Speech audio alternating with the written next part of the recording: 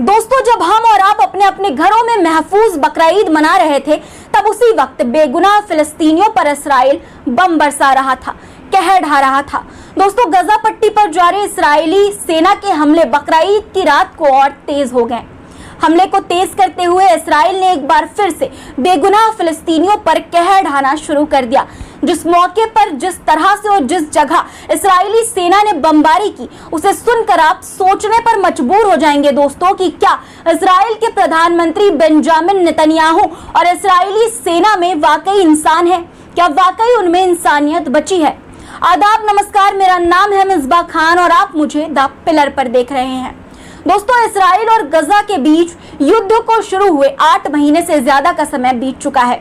लगातार इस्राएली सेना गजा पर अटैक कर रही है। इस युद्ध में अब तक कई हजारों लोगों की जानें जा चुकी है। वहीं बड़ी संख्या में लोग इस युद्ध में घायल हो गए हैं। इस बीच सोमवार यानी कि 17 जून को जब गजा के लोग बकरा ईद के त्योहार की खुशियां सजोने की कोशिश कर रहे थे, जब गजा के लोग युद्ध को भूलकर ईद अल अजहा का त्योहार मना रहे थे, तब उसी वक्त इजरायली सेना ने मध्य गजा के ब्यूरेस कैंप पर भारी बमबारी कर दी। अल जजीरा की एक रिपोर्ट के अनुसार दोस्तों, ये हमले 2 जगहों पर हुए, जहां बेघर हुए लोगों को शरणार्थी कैंपों में रखा गया था। दोस्तों, शरणार्थी कैंपों में रह रहे लोग रफा से निकल कर आए थे, जहां पहले ही इजराइल ने यह कहकर कि हमास के आतंकवादी रफा शहर में शरण लिए हुए हैं, मासूम फिलिस्तीनियों पर जमकर हमला बोला है और उनकी सेना अंदर तक घुस गई है। हमास की आड़ में मासूमों पर जुल्म किया जा रहा है। इजरायली सेना द्वारा मासूमों को मारा जा रहा है। दोस्तों, बकरा ईद की रात को शरणार्थी कैंप पर पहले हमले में महिलाओं और बच्चों समेत 10 लोग मारे गए थे। इसमें से 5 लोग तो एक ही परिवार के थे। इसके अलावा करीब 20 लोग जख्मी हो गए थे।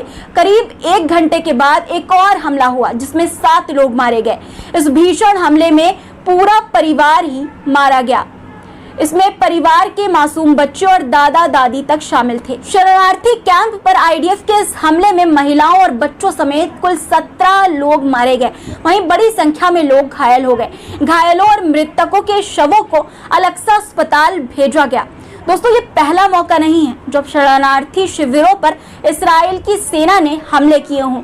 इससे पहले भी शरणार्थी कैंप में इस्राएल पर हमले के आरोप लगते रहे हैं। पिछले महीने जब इस्राएली फौज रफा में दाखिल हुई थी, तब दाखिल होने के बाद एक राहत शिविर पर हमला किया था। तब इसका विरोध दुनिया भर में देखने को मिला था। सोशल मीडिया प्लेटफॉर्म ट्विटर हो या फिर इंस्टाग्राम, सभी पर ऑल आइज ऑन रफा का कैंपेन चला था और इस्राएल की इस नापाक हरकत के लिए आम लोगों के साथ साथ बड़े बड़े सेलिब्रिटी ने आवाज उठाई थी। लेकिन इस्राएल नहीं सुधरा। उसे मासूमों को मारने का कोई पछतावा ना ही तब था और ना ही अब है। दोस्तों, इसका सबूत यही है कि उसने एक बार फिर से राहत शिविरों पर, वो भी बकरा ईद के मौके पर हमला किया है। दोस्तों, एक तरफ जहां इजरायली सेना और प्रधानमंत्री बेंजामिन नेतन्याहू फिलिस्तीनियों पर कहर ढा रहे हैं, तो वहीं दूसरी तरफ इस्राएल में अंदरूनी कलह भी तेज हो रही है। सोमवार को इस्राएल के प्रधानमंत्री बेंजामिन नेतन्याहू ने 6 सदस्यीय वॉर कैबिनेट को भंग कर दिया। जी हाँ दोस्तों, इस वॉर कैबिनेट को 17 अक्टूबर 2023 को हमास के द्वारा इस्राएल पर किए गए हमले के बाद गठित किया गया था। इस वॉर कैबिनेट को युद्ध के दौरान इस्राएल की सुरक्षा से जुड़े फैसले लेने के लिए बनाया गया था। सोमवार को नेतन्याहू ने कैबिनेट को भंग करते हुए कहा कि हमने कई ऐसे फैसले किए जिससे सेना सहमत नहीं थी। इस्राएल के प्रधानमंत्री बेंजामिन नेतन्याहू के नेतृत्व में बनी वॉर कैबिनेट में काफी दिनों से मतभेद चल रहे थे, जिसको लेकर कुछ दिन पहले ही कैबिनेट के मेंबर और इस्राएल के रक्षा मंत्री ने इस्तीफा भी दे दिया था। इस्तीफा देते हुए उन्होंने गजा में बंधकों की रिहाई के लिए नेतन्याहू द्वारा लिए गए फैसलों को गलत बताया था। रक्षा मंत्री ने कहा था कि अगर इस्राएल सरकार इस्राएल के बंधकों की रिहाई में समझौते के लिए तैयार नहीं है, तो उसे सत्ता में रहने का कोई अधिकार नहीं है।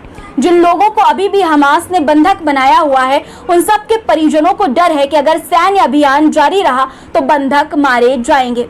इसको लेकर लोग प्रदर्शन कर रहे हैं और दावा कर रहे हैं कि पीएम नेतन्याहू और वॉर कैबिनेट बंधकों को छुड़ाने और देश को चलाने में पूरी तरह से असमर्थ हैं। इसलिए उन्हें इस्तीफा दे देना चाहिए। तभी से इस्राएली पीएम की चिंताएं बढ़ी हुई हैं दोस्तों।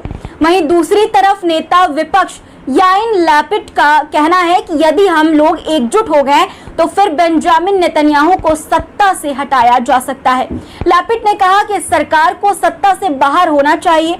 हमें लगता है कि ऐसा किया जा सकता है। यानी कि एक तरफ इजराइल की जनता तो बेंजामिन नेतन्याहू के फैसले से नाखुश है ही, वहीं दूसरी तरफ विपक्ष भी उन्हें सत्ता से उखाड़ फेंकने की कोशिश में लगा हुआ है।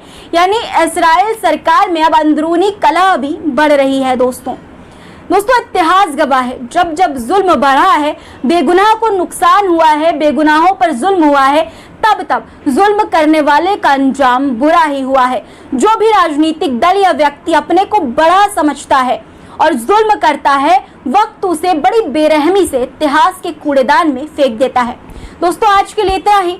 बस मैं ये कहना चाहती हूँ कि जुल्म के खिलाफ आवाज उठाना मत रोकिएगा।